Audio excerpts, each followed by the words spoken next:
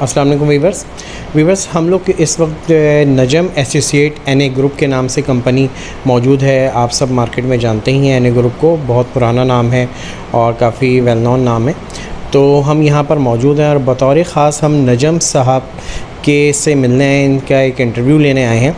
और इंटरव्यू लेने का मकसद ये है कि इनकी सक्सेस स्टोरी जाननी है कि बड़े इन्होंने ज़ीरो लेवल से यानी कि बिल्कुल कह लें आप ग्रास रूट कह लें, वहाँ से इन्होंने जो है वो अपना कैरियर स्टार्ट किया और माशाल्लाह से ग्रेजुअली इसको लेके चलते हुए और आज माशाल्लाह से एक बहुत ज़बरदस्त फैक्ट्री इन्होंने बनाई और आप कह सकते हैं कि state of the art factory है इनकी और माशाल्लाह से काफ़ी अच्छी मैन्युफैक्चरिंग है और एक्सपोर्ट भी करते हैं ये। तो माशाल्लाह से यहाँ तक मार्केट में एक अच्छा नाम भी बनाया एनए ग्रुप के नाम से, नजम एसोसिएट के नाम से। तो यहाँ तक किस तरह से पहुँचे हैं तो हम नजम साहब से जानते हैं। तो नजम साहब, सबसे पहले तो माशाल्लाह से हम आपको मुबारकबाद पेश करते हैं माशाल्लाह से कि बहुत ही ज़बरदस्त आपकी फैक्ट्री अब जो आपने बनाई है वो तो देखी हमने, सारे आपके प्लांट वगैरह आपने दिखाए। तो सर ये बताएं कि माशाल्लाह से थोड़ा सा कि कब से आपने काम स्टार्ट किया और थोड़ा सा अपने बेस से बताएं और यहाँ तक किस तरह से लेके पहुँचे, तो सर बताइए प्लीज़। मैं काम शुरू किया है, पैदाइश तो मेरी 1961 की है और काम मैंने शुरू किया जब मैं 8 साल का था और क्लास 2 का स्टूडेंट था और पार्ट टाइम जाके मैंने जॉब करता था। 15 रुपये महीने से मैंने काम शुरू किया। उसके बाद हमने एक घर में एक मशीन बनाई जो ज़री की, जो लेडीज़ कपड़ों पे काम होने के लिए ज़री तैयार होती है, उसकी वो मैन्युफैक्चरिंग करते थे और वो हम बना के घर में बनाते थे मशीन के ज़रिए और फिर जाके खजूर बाज़ार, कागज़ी बाज़ार और खारादर वगैरह में बेचते थे। इसके बाद मैट्रिक किया, मैट्रिक के बाद डिप्लोमा किया, डिप्लोमा के बाद हमने टीटीसी में पढ़ाया टेक्निकल हाई स्कूल के टेक्निकल ट्रेनिंग सेंटर में और पाकिस्तान नेवी ज्वाइन कर ली। पाकिस्तान नेवी से जॉब छोड़ के फिर अपना सर्विस की प्राइवेट कंस्ट्रक्शन डिपार्टमेंट में, जिसमें जफरसन पहला प्रोजेक्ट था हमारा शेरेटन होटल, वहाँ नौकरी की और उसके बाद वहाँ से 2 साल बाद हमने रिज़ाइन कर दिया।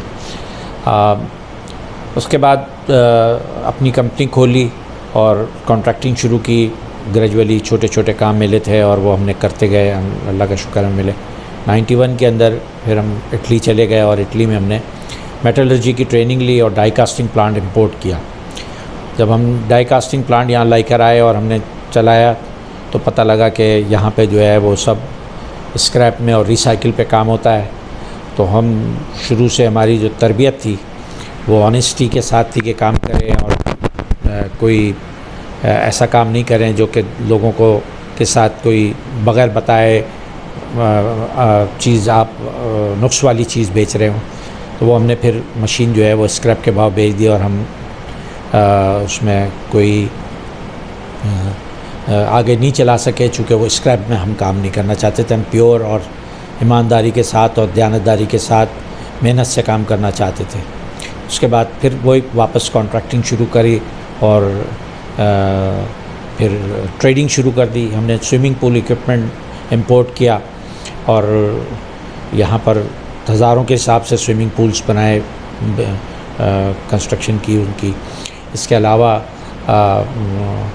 प्लम्बिंग कॉन्ट्रैक्टिंग भी चल रही थी। फिर प्लम्बिंग पाइप मटेरियल हमने इंपोर्ट कर लिया, पाइप ट्रेडिंग करते रहे। ब्रांड हमने वेस्बो के साथ हमने काफ़ी अर्से काम किया, 20 साल तकरीबन। फिर वेस्बो के साथ ही मिलके हमने एक फैक्ट्री डाली, और जिस फैक्ट्री का अभी आपने विज़िट किया वो फैक्ट्री हमने डाली। और कोशिश हमारी अभी भी यही है कि हम जो मटेरियल बना रहे हैं वो इंटरनेशनल स्टैंडर्ड का क्लास 1 क्वालिटी का होना चाहिए। वो अल्लाह ताला ने हमें भी दिया हुआ है। हम 100% वर्जिन मटेरियल पे काम कर रहे हैं, यहाँ तक कि हम अपना स्क्रैप भी इस्तेमाल नहीं करते, जो कि BS स्टैंडर्ड अलाउ करता है, लेकिन क्वालिटी के मद्देनज़र रखते हुए हमने ये किया है। इस दौरान जो है डेफिनेटली ये सब एक बिग इन्वेस्टमेंट है फैक्ट्री, लेकिन सब ये अल्लाह ताला ने कामयाबी के साथ किया, ट्रेडिंग की है, उसके अंदर मिला। सीवरेज ट्रीटमेंट का किया, RO का काम किया, रिवर्स ऑस्मोसिस के प्लांट पाकिस्तान के अंदर जो सेकंड RO लगा उसकी इंस्टॉलेशन हमने की। पाकिस्तान नेवी में पहला कंप्यूटर ख़रीदा, उसकी इंस्टॉलेशन हमने की।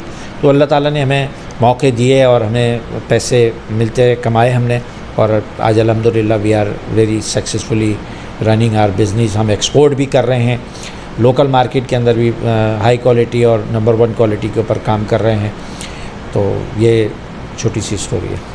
नजीम साहब, माशाल्लाह से आप प्रोडक्ट एक्सपोर्ट भी कर रहे हैं और आपकी मार्केट में क्वालिटी प्रोडक्ट है, तो ये बताएं कि ज़ाहिर सी बात है कि वो कॉस्ट जो है वो अगर दूसरे आपके कॉम्पिटिटर्स को देखा जाए तो कॉस्ट वाइज जो है वो आपकी प्रोडक्ट कॉस्टली है, ठीक है।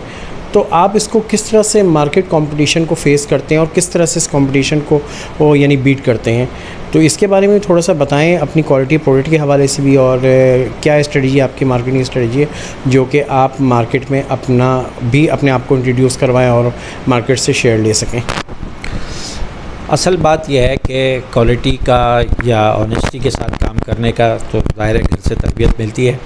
अब प्राइस का डेफिनेटली इम्पेक्ट आता है जब आप मार्केट के अंदर वर्जन मटेरियल के ऊपर काम कर रहे होते हैं 100%, तो उसका इम्पेक्ट मार्केट में आता है। मार्केट के अंदर जो ज़्यादातर काम कर रहे हैं वो रिसाइकिल मटेरियल पे काम कर रहे हैं, या नॉन वर्जन मटेरियल पे काम कर रहे हैं, या लो कॉस्ट मटेरियल ज़्यादा मिक्स करके और उसकी रेसिपी डेवलप कर रहे हैं। खैर हम इन सब चीज़ों से दूर हैं।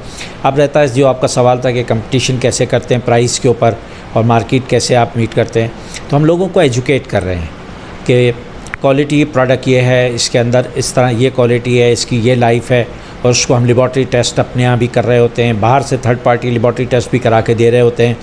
और जो लोग क्वालिटी को अंडरस्टैंड करते हैं वो हमारे कस्टमर बन जाते हैं, जिनसे हमारी मीटिंग हो जाए और जिनको हम प्रॉपरली ब्रीफ करने में कामयाब हो जाएं, तो वो हमारे कस्टमर बन जाते हैं। ज़ाहिर है आम आदमी प्राइस कॉन्शियस होता है, वो डेफिनेटली नहीं कर सकता, लेकिन कोई ज़्यादा फ़र्क नहीं है। ये 10 से 15% का फ़र्क है, 20% का फ़र्क आ जाएगा, इससे ज़्यादा का फ़र्क नहीं होता। लेकिन ये है कि लाइट 100% जो लाइफ है प्रोडक्ट की वो 100% सिक्योर हो जाती है और फुल लाइफ मिल जाती है। तो ये जो लोग समझते हैं वो लोग बाय करते हैं। एंड अल्हम्दुलिल्लाह we have very good market. हमारे पास बायर है, हमारे पास 6-6 महीने के साल के ऑर्डर्स होते हैं। We are running are perfectly. अच्छा, आपकी क्या मार्केटिंग स्ट्रेटजीज़ है? अगर आप हम जिक्र करें कि आगे आप मज़ीद क्या प्लान कर रहे हैं एनए ग्रुप में, क्या इसको किस तरह से ग्रोथ दे रहे हैं, और मार्केट कंपटीशन में मज़ीद क्या आप यानी कि आप किस तरह से टारगेट करेंगे? अगर हम कहेंगे 5 साल बाद आप एनए ग्रुप को कहाँ देखते हैं? अभी जो हमने प्लान किया है वो हमारा फोकस है एक्सपोर्ट के ऊपर, क्योंकि एक्सपोर्ट से 2 फ़ायदे होंगे। एक तो हमारे मुल्क की ज़रूरत भी पूरी होगी, डॉलर की कमी है जो टीवी पे रात दिन सुनते हैं, लेकिन और जो एक्सपोर्ट के ऊपर फोकस है, और एक्सपोर्ट बहुत बड़ी मार्केट है जिसमें हम कर सकते हैं। सिर्फ थोड़ा बहुत यहाँ पे जो है वो बिजली के रेटों का प्रॉब्लम है, बाकी अल्हम्दुलिल्लाह एक्सपोर्ट मार्केट मीट करने के लिए कोई इशू नहीं है, कोई प्रॉब्लम नहीं है। कॉस्ट पे भी आपको मिल जाती है, क्वालिटी अच्छी हो, आपको you can get the prices. सब ये भी हमें बताइएगा कि अभी फैक्ट्री विज़िट के दौरान जो है हमने आपके 3D प्रिंटर लैब में आपके देखा हमने, उसके बारे में बताएं कि जो कि आप के ख़्याल में आप बता रहे थे कि ये शायद ही किसी के पास हो, ठीक है ना, इसके बारे में बताएं।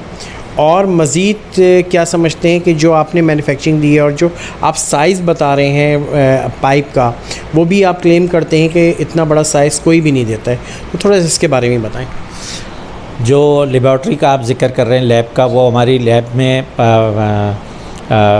इनोवेशन के लिए जो भी चीज़ हम कंसीव करते हैं, कोई प्रोडक्ट बनाना चाहते हैं, तो उसकी हम पहले 3D प्रिंटिंग कर लेते हैं। तो वो हमारे पास 3D प्रिंटर है प्लास्टिक का, जिसमें वो चीज़ को ड्रॉ करके हमें दे देता है। तो हम जितनी भी उसके अंदर इम्पैक्ट होते हैं या प्रॉब्लम्स होते हैं, उसको नोट करके, आइडेंटिफाई करके, ड्राइंग को करेक्ट करके, फिर 3D से करेक्ट पीस निकाल लेते हैं, फिर उसका मोल्ड बनवा के और उसकी प्रिपरेशन करते हैं। ये तो जो न्यू आइटम्स हैं या क्वालिटी है। जो हम प्रोडक्ट बना रहे हैं वो हमारे पास नॉट इनली कि हाई क्वालिटी प्रोडक्ट है, बल्कि हमारे यहाँ इनोवेटिव प्रोडक्ट है। मिसाल के तौर पे हम सीवरेज फिटिंग बना रहे हैं, तो सीवरेज फिटिंग जो बना रहे हैं वो 2 in 1 बना रहे हैं। हमारे पास जो एक फिटिंग बनती है वो सॉल्वेंट में भी यूज़ हो सकती है और रबर प्रूफ जॉइंट में भी तब्दील हो जाती है। तो हमें कोई उसके लिए डबल स्टॉक या डबल फिटिंग बनाने की ज़रूरत नहीं पड़ती। हम सिंगल फिटिंग बनाते हैं और उसका जो जॉइंट हम चाहें, जिस वक्त चाहें, हम उसको रबर रिंग में भी तब्दील कर सकते हैं और सॉल्वेंट में भी कर सकते हैं। तो दिस इज़ इनोवेटिव। ये पाकिस्तान में अभी तक कोई नहीं बना रहा, ये वी आर दी फर्स्ट हम बना रहे हैं। सेकंड थिंग ये कि हमारे पास जो प्रोडक्शन है वो PPR में भी है, SDP में भी है और PVC में भी है। तो इसके अलावा हम इंफ्रास्ट्रक्चर के ऊपर काम कर रहे हैं। इंफ्रास्ट्रक्चर के ऊपर जो हमने फॉरेन कोलैबोरेशन से हमने काम शुरू किया था, अल्हम्दुलिल्लाह is made in Pakistan, 100% pure Pakistani product है ये। और इसमें 13.5 फुट डाई तक के पाइप हम बना रहे हैं। ये दुनिया में सिर्फ 4 फैक्ट्रीज़ हैं जो कि इस साइज़ के ऊपर काम कर रही हैं प्लास्टिक के अंदर। पाकिस्तान में ये हमारी फैक्ट्री है, जो कि एरियाज़ के अलावा पाकिस्तान में कोई और इस साइज़ के ऊपर काम नहीं कर रहा। अच्छा, आप बता रहे थे जो मशीनरी आपने इंपोर्ट की है और फिर वो आप एज आ मोबाइल प्रोजेक्ट जाते हैं और वहाँ पे वो मशीनरी वर्क करती है, तो उसके हवाले से भी थोड़ा सा बताएं कि क्या उसकी फैसिलिटीज़ है, क्या कस्टमर को इसका बेनिफिट है। इसका बेनिफिट ये है कि जो पहले जो है वो RCC पाइप लगता था और हम ने जो PVC लगाया, तो इसकी कोएफिशिएंट बेहतर है, इसके साइज़ रिड्यूस हो जाते हैं, इजी इंस्टॉल होता है, इजी उसकी प्रोडक्शन है और लाइफ बहुत ज़्यादा है। RCC की लाइफ कम है, इसकी 100 ईयर्स लाइफ है इसकी, इस प्रोडक्ट की। अब इसकी ये हमारे पास मोबाइल यूनिट है। इसका बेनिफिट ये है कि एक तो ट्रांसपोर्ट कम हो जाती है, बहुत ज़्यादा कम हो जाती है, 10% रह जाती है। आप नॉर्मल फैक्ट्री से पाइप बना के जब ट्रांसपोर्ट करते हैं, तो अगर आप 2 मीटर का पाइप करेंगे तो एक ट्रक पे एक पाइप ही ले जाएंगे। अगर इसका मटेरियल, रॉ मटेरियल हमारी जो मोबाइल यूनिट अगर ले जाएंगे, तो उस पर आप वहाँ पे जाके 50 पाइप बना लेंगे। तो इतना फ़र्क है, बहुत ज़्यादा फ़र्क है। तो दूसरा चीज़ ये है कि हमारा जो जब सीवरेज सिस्टम पे हम काम कर रहे होते हैं, तो मैनुअल टू मैनुअल 1 लेंथ बना देते हैं। अगर आपका मैनुअल 50 फुट दूर है तो 50 फुट की लेंथ बना देते हैं, 60 फुट दूर है तो 60 फुट की बना देते हैं, 100 फुट दूर है तो 100 फुट की लेंथ बना देते हैं। तो मोबाइल इसमें ट्रांसपोर्ट की ज़रूरत नहीं पड़ती थी, चूँकि साइट के ऊपर मोबाइल यूनिट ले जाते हैं और वहाँ बना के और ट्रेंच के अंदर 1 पीस बना देते हैं, तो बीच में कोई जॉइंट नहीं रहता और इस तरह हम कोई जॉइंट नहीं होता और ना कोई टाइम खर्च होता है। इसमें लेंथ पूरी मैनुअल टू मैनुअल 1 पीस डाल दिया जाता है और आप फौरी उसको रिकवर कर लेते हैं, रिकवर करके और अपना ट्रैफिक उस पर चला सकते हैं। नजम साहब, थोड़ा सा आप इसको एंड करते हैं और गुफ्तगू को थोड़ा सा आप क्या समझते हैं, क्या मैसेज देंगे हम मैन्युफैक्चरर्स को, या आप क्या समझते हैं किस तरह से लोग अपनी क्वालिटी प्रोडक्ट मेंटेन करें? अगर आम इंडस्ट्री में या मार्केट में मेड इन पाकिस्तान के हवाले से अगर हम बात करें, तो मेड इन पाकिस्तान की इस वक्त बड़ी ज़रूरत है। इंपोर्ट पे पाबंदी लगी थी, तो ये बड़ी ज़रूरत है इसकी, तो इसके बारे में क्या है? लोकल मैन्युफैक्चरर्स को मेरी एक ही रिक्वेस्ट है कि 100% स्टैंडर्ड्स को फॉलो करें, स्टैंडर्ड्स के ऊपर काम करें। स्टैंडर्ड्स की जो रेसिपीज़ हैं, मिक्सिंग की जो स्टैंडर्ड्स हैं, उसको फॉलो करें। लाइफ के साथ ना खेलें प्रोडक्ट की, और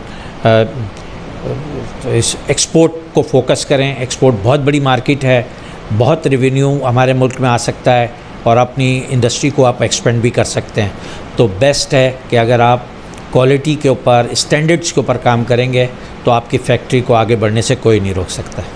थैंक यू व्यूअर्स, आपने देखा कि ये नजमुल इस्लाम साहब थे एनए ग्रुप के, जो कि कंपनी के सीईओ हैं, और इन्होंने जो है काफ़ी तफसील बताई अपनी प्रोडक्ट के हवाले से, अपनी क्वालिटी के हवाले से। इस तरह की वीडियोस को देखने के लिए इंजीनियर पोस्ट को सब्सक्राइब करें। Thank you.